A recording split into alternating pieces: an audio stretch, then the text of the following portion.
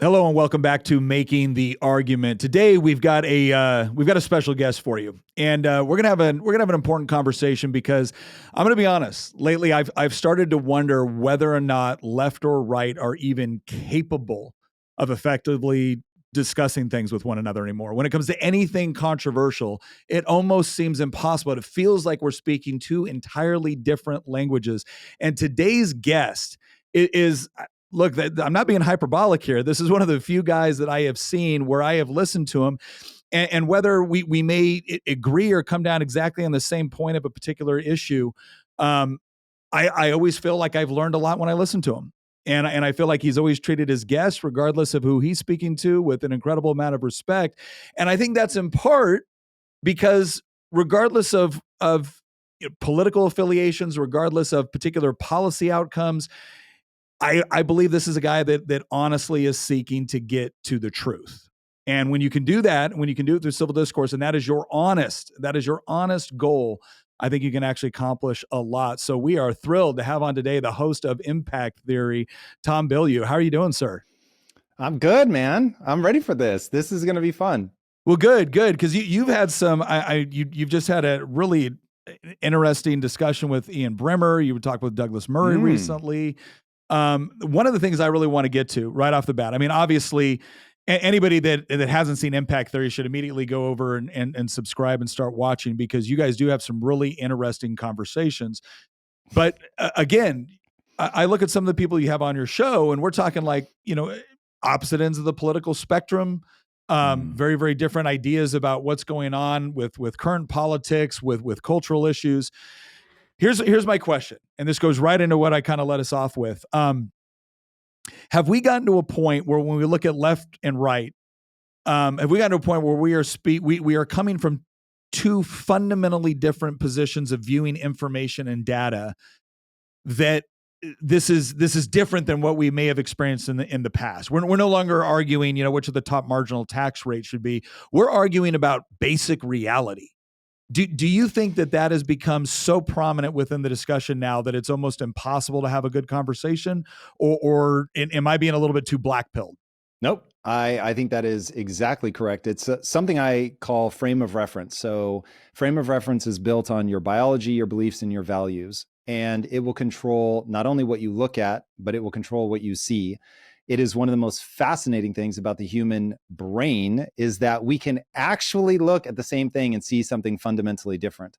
And then if you layer on top of that the desire to play team sports, where I need the things that I see to line up with this. So we have an incentive, I won't say lie to ourselves, but we have an incentive to see something in a certain way, married to a biological propensity to see things in a way that aligns with our frame of reference, or that's controlled by our frame of reference.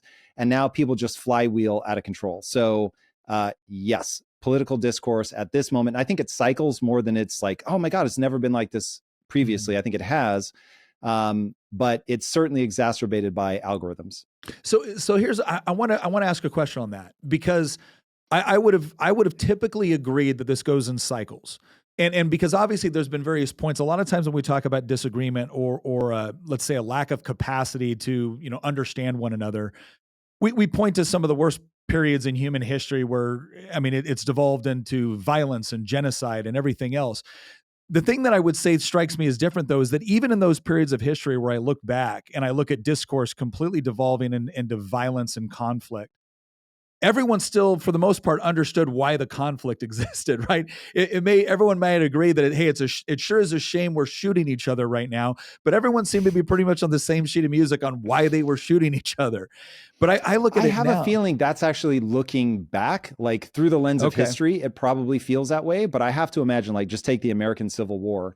If you're on the ground at that point, like, algorithms can divide us, but not as violently as geography. Mm-hmm. And so if you're growing up in the South and you're hearing all the people that believe the things that the people in the South believed, it's all you would know. You may never actually encounter a Northern person's belief. You would hear the local guy's interpretation of a Northerner's belief. But today you can walk down the street and you're far more likely to bump into people that have differing views than and this is obviously conjecture, than I think you would have if your ultimate algorithm was geography. So this is why religions tend to be so geographically bound. It's just you, historically speaking, you would be born into a religion. Everybody believed the same. They might argue amongst themselves, but they have the same shared frame of reference. And so I think geography is way more likely to give you just completely divergent frames of reference than algorithms. Clearly, we're seeing it. We know that it does happen regardless of geography. But anyway, my gut instinct is geography minus the ability to connect with people around the world is going to shovel people down chutes far more than an algorithm. Guys, I'm going to level with you. It's important that you look good for your lady. And ladies, you know this is true as well. And that's why I'm encouraging you to go check out True Classic. That's right.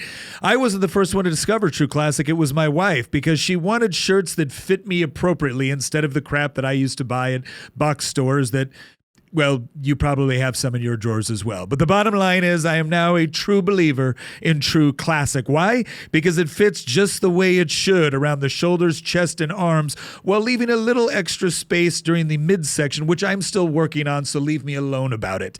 But if you too want to get some great t-shirts, and not just t-shirts, my friends, dress shirts, pants, workout gear, hoodies, just about everything you can think of, go over to trueclassic.com/Nick and take a look at everything they have to offer, because I'm telling you right now, True Classic probably represents about 70% of my wardrobe. In fact, if they ever make suits, it's all of my wardrobe. trueclassic.com/Nick. Go check it out right now. Let's get back to the show. So let me ask you this. When we kind of going back to, laying that as a groundwork and then going into the discussions that we have right now where people feel very passionately about things, what do you think?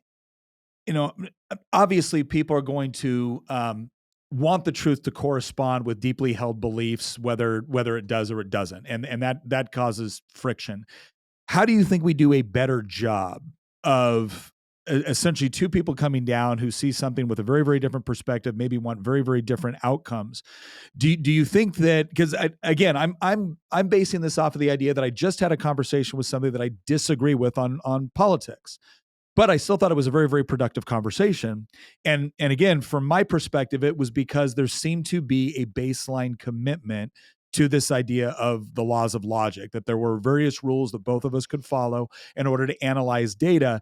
And if we were wrong about something, it didn't mean we were bad or evil or stupid. It just meant like, oh, that's new information. Thank you for that. And now I can make better decisions going forward. So what do you think has changed? Because again, I feel like it's more recent. What do you think that it has changed, if anything, that has made those conversations so much more difficult to have? You're in an economically tragic moment, truly tragic, and algorithms. It really is those plugging into the natural state of the human mind. I don't think you have to look much farther than those two things. So you don't think it has anything to do, I'll give you an idea of one of the things that to me feels like it changed. I've been in a state legislature for 10 years. And when I first got into that state legislature, I felt like there was a lot more commitment to certain underlying concepts and ideas about what governed reality.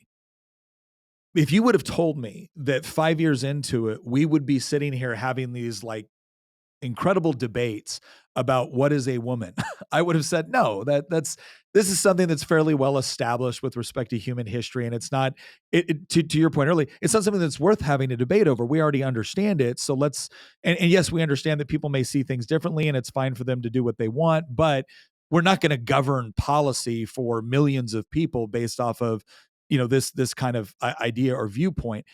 And I started chasing that back down. I was like, okay, how did we go from everyone agrees on this to now all of a sudden this is seemingly overnight. And as I started to look at things like postmodernism and critical theory and whatnot, I felt like it wasn't that we just had different perspectives on reality. Now we were having completely different discussions on what constitutes reality. And I feel like that opens up the whole space. Fair. I think I'm pushing down too far to say algorithms instead of social media. Mm-hmm. So what's happening right now from where I'm sitting is people are no longer convinced that their life will be better than their parents. And they're right, by the way, because of the economic tragedy that I was alluding to. So you have that, something is wrong, people can feel it. And then social media allows really terrible ideas to gain traction very rapidly. Mm. And we can get into this thing I call the dumb voter problem. People really do not like that. And if I had a better name for it, I like that it's a little bit offensive. I'm going to be honest. But the part that people seem to miss is I think I fall into many people's sense of what a dumb voter is. Mm. So I'm using that to point at myself and say, there are people who consider me the dumb voter. And so the question becomes, what do you do with people that you think are too dumb to think through this? This is a battle that's raging right now that I think gets to the heart of what you're talking about. Social media has broken down the gatekeepers of narrative. And because there are no longer gatekeepers of the narrative, now all of a sudden, anybody with a microphone that is compelling can convince people who are too dumb to parse through the truth of the situation, perhaps including myself. And so there are people, many people that I have tremendous amount of respect for, but think they get this thing wrong. And I'll use Douglas Murray, who truly I have tremendous respect for. Mm-hmm. I would want him to recognize the way that I treat him privately and the way that I talk about him publicly. Douglas is brilliant. Douglas is lovely. Douglas is generous. Douglas is also wrong about wanting to make sure that only quote unquote experts speak on a topic. Same with Sam Harris. Literally all of those things are also true about Sam. Off camera, a lovely human being, one of the smartest people I've ever engaged with. If people are trying to dismiss him by saying he's stupid, that is, I think, a low utility belief for your own life, because Sam will give you a very sincere take on a topic that you don't have to agree with, but he's going to give you a perspective on that you might not have for yourself, and he will do it with a high degree of intelligence. Mm-hmm. But I think that he is wrong to want to control the narrative. So I personally, and people should read James Burnham's work on the book specifically that I think is just a masterwork. It's called the Machiavellians. And in that book, he talks about how man as political animal will spin, lie, control as a way to gain and maintain power. And I think that belief has high predictive validity, meaning if you look at the world like that and go, oh, people will lie, spin, try to silence people so that they can create this layer of narrative that everybody shares, nobody questions, and life will be better. And the thing is, certain aspects of life are better when you do that. Mm-hmm. But I think in totality, because we are, as a species, very apt to make the mistakes that we made in COVID, which was to say, this is all settled. We know all of this. Shut up, do as you're told. And I think that that is hyper dangerous for a society that wants to make progress. And I think the very reason that evolution, or God, however you want to look at it, has made it such that people die is because, keep in mind, there are some species that don't, but humans do and have gotten this far, I think, because they die, not in spite of it. And so what I think is going on is beliefs tend to solidify.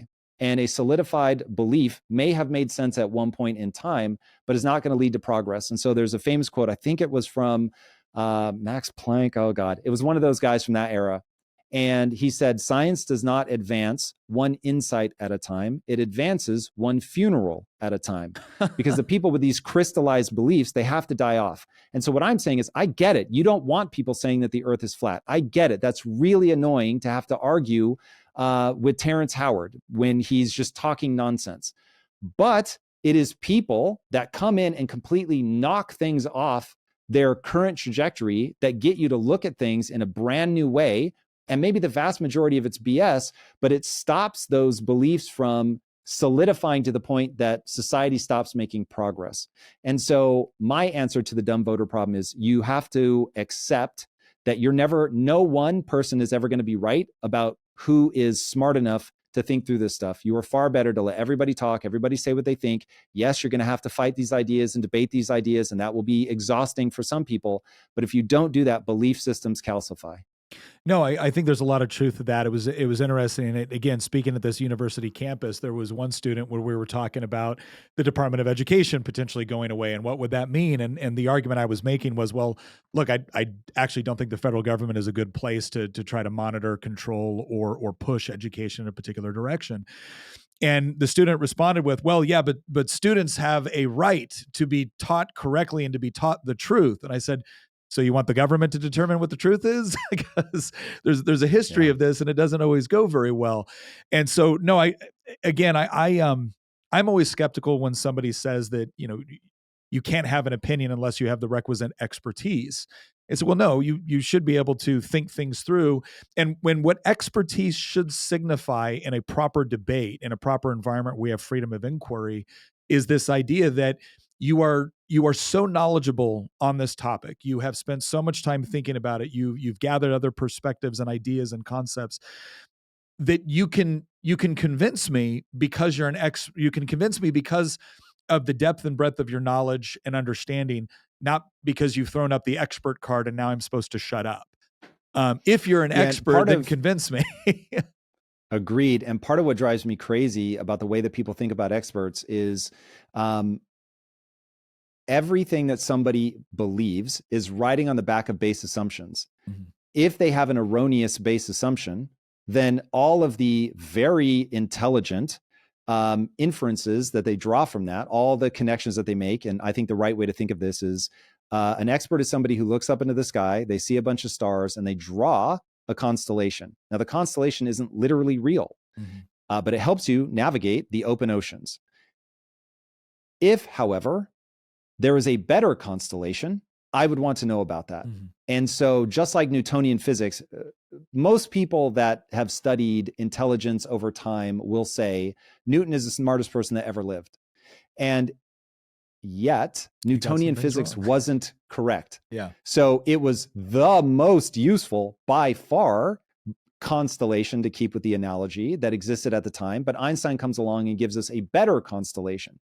That doesn't mean that Newton wasn't brilliant. It doesn't even mean that he wasn't smarter than Einstein, but it does mean that there was an update to the constellation that was far better for navigating at sea at night. So that's what I'm trying to get into is, despite being an expert, they may have an underlying base assumption that just isn't correct. And so even though there's a ton of scaffolding that has internal logic and it all makes sense, if it's riding on the back of an erroneous assumption, that assumption is still worth approaching.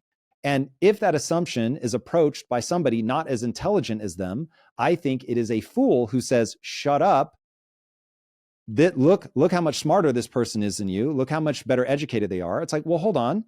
Are they right about the assumption or not? Yeah. And if they're not right about the assumption, then all bets are off and we need to debate the assumption. No, I couldn't agree more. It's amazing how I feel like we've almost become so obsessed with credentialing that the credential is supposed to speak for itself. It's like, no. The credential is supposed to be representative of something.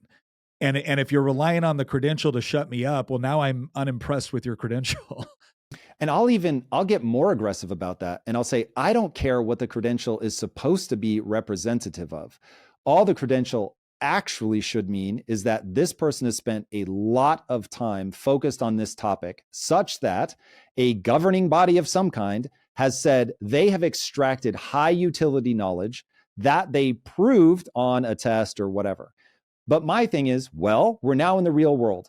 You have supposedly garnered a bunch of skills. Show me how those skills manifest in what I call a high utility way in the real world. For instance, if you're saying we judge high utility by the ability to amass wealth, then I'm an expert. I have done that. But what does that mean exactly? To me, it means I am really good at thinking up from first principles. Cool. But now I don't want any extra credit. I'm whatever topic we're pointing me at. If somewhere in there, I have made an erroneous assumption, and so I'm doing my best to think up for first principles, but I break at some point, I would expect people to point that out, whether they've made a penny in their life or not, because all I'm saying is the thing I'm good at, supposedly, is thinking from first principles. So just attack that. Like, we're literally live right now. I can walk you through it. Where I think people go, and this is what drives me nuts in debates, is they're not arguing from the position of what are your base assumptions? What are the things that you believe to be true? What is your value system? Because is and ought, people can get lost in those. And instead of arguing at the, what I call with my wife, don't argue at the level of the tea. The biggest fight my wife and I ever got into was over a cup of tea. 2 hours into a screaming match, I was like, there's no way this is about a cup of tea. It's literally not possible. Yeah. And so we said, okay, what is this really about? And we just did down to the base assumptions, the insecurities and everything that we were actually arguing about. Once we got to the real thing, then it was like, oh, cool. I understand your position now. I can repeat it back to you in a way where you will say, what is a magic phrase for us? You understand my position perfectly. Mm-hmm. If I understand your position perfectly and still am saying this thing, it's not because I'm confused, it's because I disagree. But I can articulate for you the beliefs or the values that I have that drive this now surface level thing that I'm saying we should do this instead. And in debates, they're almost always arguing at the level of the T instead of addressing the value system or the beliefs. No, it's a great point. And again, serving in a legislature, we saw it all the time. And it was amazing too, how quickly somebody would associate a moral implication to a position on something. And the moral implication, and again, at some points you said, okay, is this person just genuinely confused about what I believe and why? Or are they doing this because it has political utility? It has political utility to cast somebody off as, well, you're just a bigot or a fascist or a commie or whatever else it is. And therefore I can take this term with moral connotations associated with it. The way I described it to somebody once, I said, if Hitler said it's good to brush your teeth, would you stop brushing it because Hitler said so? Like, well, no, of course not. Okay, but we all understand that accusing someone of being like Hitler or a Nazi all of a sudden brings with it all of this emotional and moral baggage that may not even be appropriate to the discussion that we're having. But it's politically useful if you're just trying to shut someone up.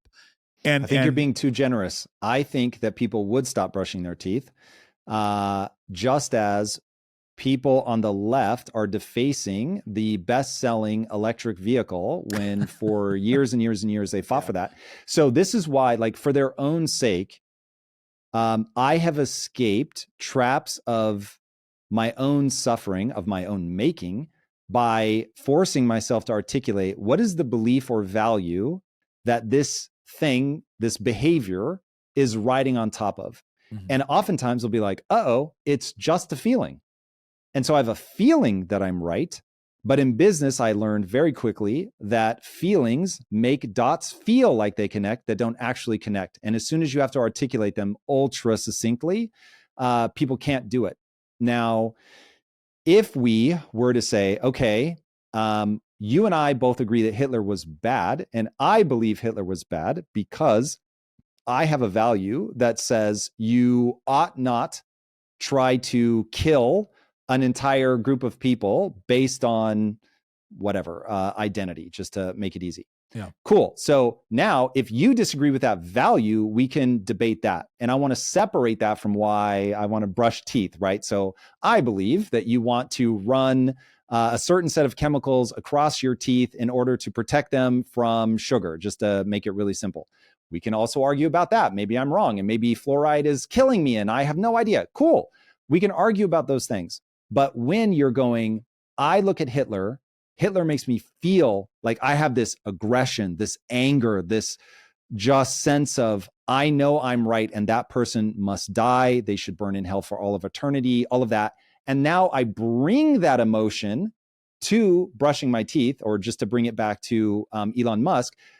They have an emotional reaction to a belief they have that he's trying to destroy. Let's just say he's trying to destroy things in the government meant to protect people that don't have money. Mm-hmm. And they probably have an algorithm running in their brain that says billionaires are just bad, full stop. They shouldn't exist. So they have this emotional valence on Elon.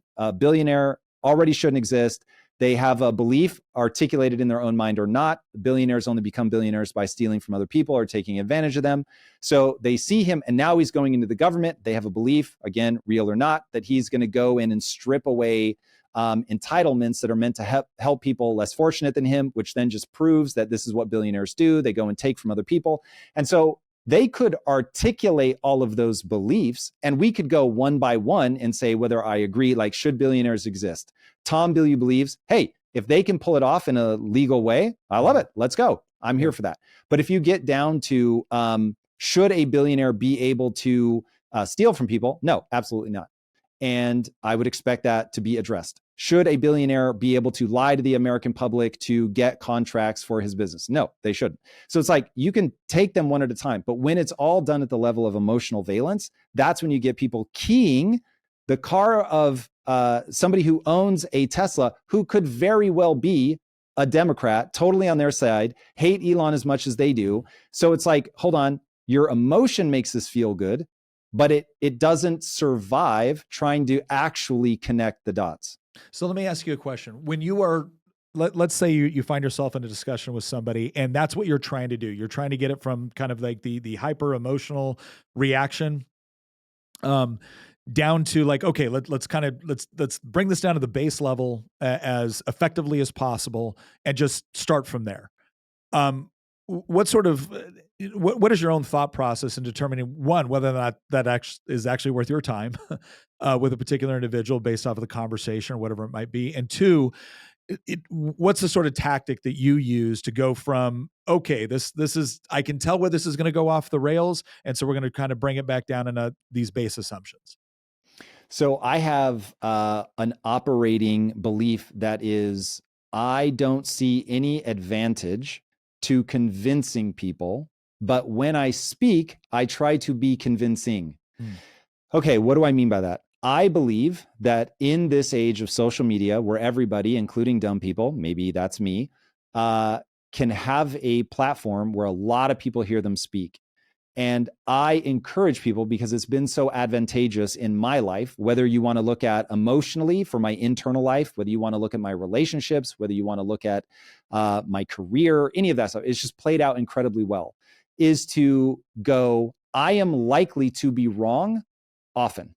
But if I can find out the way in which I'm wrong, then I can get smarter in a way that has real world positive consequences.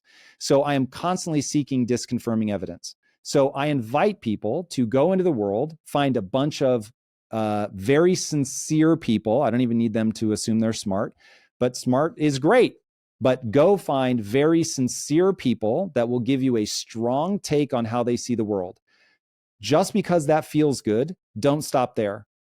Once you start building your own worldview, then try to find people that can prove that that worldview is wrong. Now, why would you ever want to do that? Because being right feels so good, but it's low utility. Finding the right answer means that you can point at a thing that you want to accomplish. Have a good marriage, raise my children well, be deeper in my faith, whatever. There is an actual path to that. So now it's like, well, if I'm wrong, I'm not going to be able to walk that path. And I may not even realize that I'm not on that path. I'll just constantly ask myself, why does my life suck? And so if, on the other hand, I go, ooh, I'm going to go find a bunch of people. I'm not going to over-index on any one person. I want to find the person where I go, when I think the way that they think on this, and this person on this, and that person on that, and I bring them all together, then am I able to get to the goals that I'm aiming at? And if yes, then I'm going to keep doing more of that. And if no, I'm going to stop. So it is about making the decision that you're going to pursue the beliefs that have the highest predictive validity. Meaning, if I believe this, does it lead me to where I want to go? Am I able to predict the outcome of my behaviors? And that's it. So you never take any one person too seriously, and you're constantly embracing that you are wrong about something. You just probably don't know which things you're wrong about. I think it's someone I think we both admire is Thomas Sowell. Yeah. Raise a glass to my man. I have a mug that says Thomas Sowell is a national treasure and not allowed to die. For real. Oh, that watching him get older is heartbreaking. It really is. I go back repeatedly and I watch his interviews with Uncommon Knowledge with Peter Robinson, because I think Peter Robinson's a good interviewer. And I always tell, one of the things I love the most about Thomas Sowell is not just because I believe he has a real knack for taking complex issues and breaking it down in a way that's very digestible, but he's also a smart ass. So he's actually really fun to listen to talk and read. But he talked about this whole idea of this concept of central planning. I thought of it as you were talking about this idea of going out and getting ideas and thinking about a particular objective that you want to meet and what are the steps to get to and what information is useful for that process.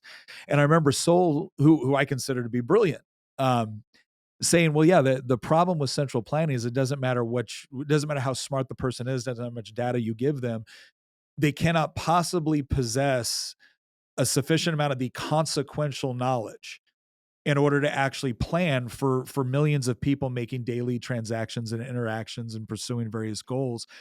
And the argument was, okay, yeah, but what if we had a really good computer system? Or now with AI, what does that potentially look like? And how does that push the boundaries of those assumptions?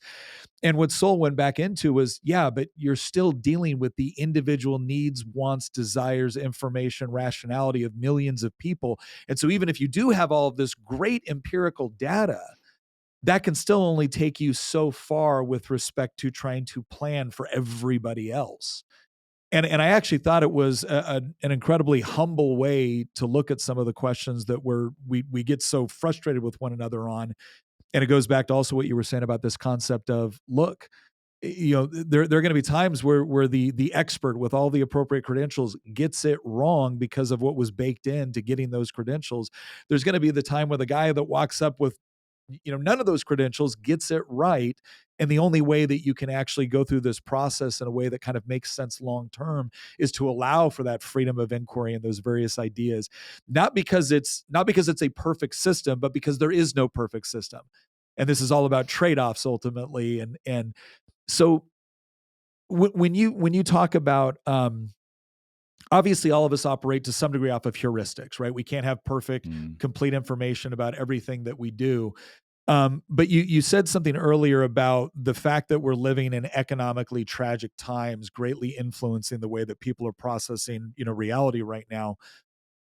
What do you, when you say economically tragic times, I think a lot of people, when you look at the course of human history, you think, what are you talking about? We're still living at things are not great, and may not be as good as they were for the previous generation, but surely we can still acknowledge that we're living in one of the most prosperous times throughout world history. What do you think makes this particular time period economically tragic? Okay, so debt moves in cycles. Debt controls basically the entire economy, and that has been true for roughly the last 500 years. Unfortunately, because debt moves in cycles, these things become very predictable. So I'm certainly not saying that this is the worst time in history, but I am saying if you read Ray Dalio, he talks about debt moves in 6 cycles, and phase 6 is total collapse.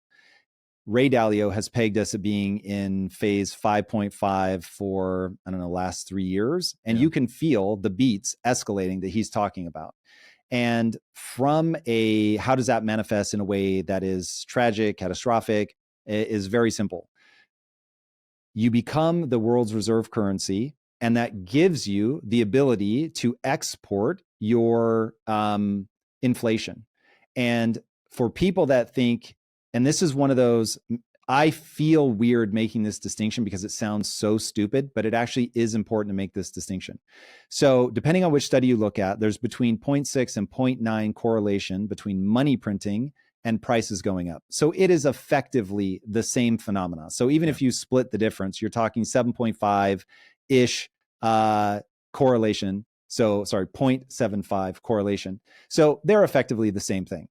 And you end up printing money because you're spending at a deficit, and you can't actually do that because people, they'll buy your debt, but they certainly aren't just going to give you money and never expect to get anything in return. And so the way that you meet the obligations of your ever-growing debt is you print money. And we can go into as much or as little of how that mechanism works, but at a high level, if people just understand that. When you say that we're spending $2 trillion roughly every year extra, that money will be printed to pay for that debt. So if somebody goes to sell their government treasury and nobody's there to buy it, then the Fed will print money and the treasury will go in and buy that. So that's just how the money supply inflates. Now, it is inflation of the money supply that causes the rich to get richer and the poor to get poorer. And it only exacerbates over time. It almost never, comes back together. I won't say it's hopeless, which is why Doge, fingers crossed, let's really hope. But the reality is that it throughout history has gone something like this. At first, nobody notices that you're printing money to cover your debts because everybody in the world is using your currency. And so everybody is taking it. And then it starts getting bigger and bigger, and the debts start getting really bad. And you get to the point where servicing the debt becomes the biggest expense to your government. And obviously, we are rapidly approaching that. It's already surpassed our government expenditures on the military, which should terrify everybody. That's just the interest. Okay. Yeah. So at this rate, it will very rapidly become bigger than all of our entitlements and everything. And that's just how countries go broke, because to cover those debts, you have to just print more and more money. Now, if printing money is essentially the same phenomena as prices going up, as you print more and more money, prices go up and up and up, and you get to the point of what's known as hyperinflation. So people feel it right now. Now, I think it's important that I very quickly explain why that phenomenon makes the rich richer and the poor poorer. So what's happening is, exactly. So people look at assets. Most people don't even understand what they are. Obviously, your audience will, but the vast majority of humans, they don't even know what that means. So people understand a house. So that would be an asset. Stocks, an asset. Debt, an asset. Gold, an asset. Okay, those are art assets. Those are all assets. Now, people look at those going up in value over time, and sometimes they really do go up in value. Like with AI coming online, it's able to do things that we weren't able to do before, and so that sector of the market is outpacing inflation for real. Now, we're probably in a bubble right now, but anyway, we'll set that aside. So Austin, when people first started fleeing to Austin, then housing prices really did go up. You were outpacing inflation. But for the most part, if your house is going up in value, your stock portfolio is going up in value, what's actually happening is the dollar is going down in value, and the value of the house or the stocks is actually staying the same. And so it's basically just reflective of how much the dollar is weakening over time. So if you're trying to save your way to retirement, you will never get there because your money will be inflated away. And even at 2%, at like 10 years, it's 20% of your wealth is gone. So during COVID, the 5 years during COVID, Trueflation pegs us at like 26% inflation. So that is terrifying. So you have to buy assets, but most people don't know enough to do it. Well, and it's interesting because I've gotten in this debate before, and I said, there's two things that really got us in trouble, because people say, why is there's this big split that starts to happen in the 70s between real wages and I said, well, you have a fiat currency combined with being the world's reserve currency, and those two things combined are incredibly dangerous. And then the easiest thing in the world to peg it to is the rich people, and I'm like, okay, here's the problem. If you do understand what's happening, of course you're going to respond accordingly. I can be the wealthiest person on the planet, hate inflationary monetary policy, wish we had sound money, wish we had better fiscal policy. But at the end of the day, I also know I've got to convert from dollars to assets quickly and effectively, because it's going to at least increase my share of that wealth which does exist.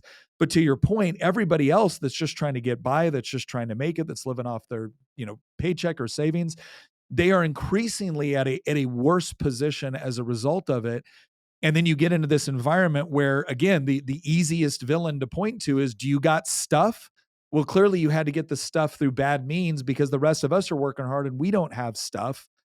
And I really get concerned, because I could not agree more with the analysis that you just gave. Whenever I tell people, again, was just answering this question, what's the biggest problem facing us? I'm like, monetary policy. They're like, what do you even mean by that? I said, well, fiat currency and world's reserve currency, and how do you think we get to a point? Because I don't think there's any way we get out of this mess without pain. That's for sure. What is the best way in your opinion? What would be the best way, using kind of the thought process you're talking before? What's the best way to mitigate that pain while at the same time preparing people for the idea that, look, there is something better on the other side of this, but there's no going around it or over it. That's what got us into this trouble, right? It's we'd have some sort of economic problem, and instead of saying, okay, we've got to deal with this or we've got to readjust, it was no, we'll just print more money. and that'll get us through, and that'll mitigate the damage in the short term. But in the long term, we've created now something that's potentially catastrophic. Do you think there's any way out of the catastrophe?